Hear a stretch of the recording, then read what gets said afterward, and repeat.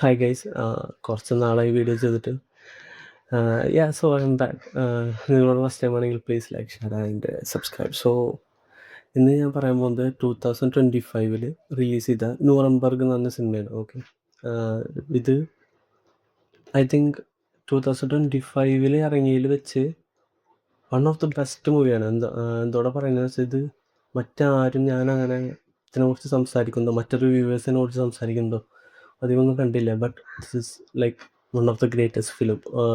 ഇത് actually world war 2 ഹിറ്റ്ലറിൻ്റെ സൂസൈഡിന് ശേഷം start ചെയ്യുന്നൊരു സ്റ്റോറിയാണ്. പക്ഷേ അതല്ല മെയിൻ പ്ലോട്ട്.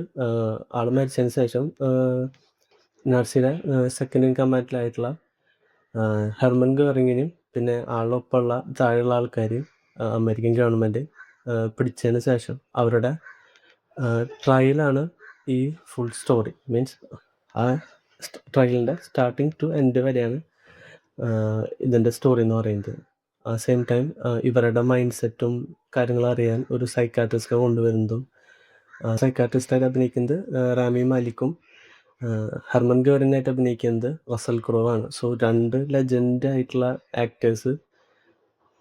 ആക്ടിങ് വൈസ് ഒന്നും രണ്ടുപേരും മുട്ടാനില്ല. സോ ഇത് actually the Nazi and the psychiatrist എന്ന് പറഞ്ഞ ബുക്കിനെ ബേസ് ചെയ്തിട്ടുള്ള സ്റ്റോറിയാണ്. ഓക്കെ, സോ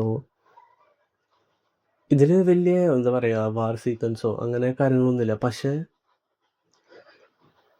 ഒരു പോയിന്റിൽ പോലും ബോറടിക്കില്ല. എന്തൊരു വെൽ റിട്ടൺ സ്ക്രിപ്റ്റ് ആണെന്ന് അറിയും, സ്റ്റാർട്ടിങ് ടു എൻഡ് വരെ. അത് മാത്രമല്ല, നമ്മൾ നാസി ഗവൺമെൻറ് മറ്റേ ക്യാമ്പുകളിൽ ചെയ്തിരുന്ന കാര്യങ്ങളും, അത് മാത്രമല്ല ഇത് ആ ടൈം പീരീഡിൽ സെറ്റ് ചെയ്തിട്ടുള്ള സിനിമയാണ്. സോ നമുക്ക് ആക്ച്വലി നമുക്ക് ഫീൽ ആവും നമ്മൾ ആ ടൈം പീരീഡിലാണെന്ന്.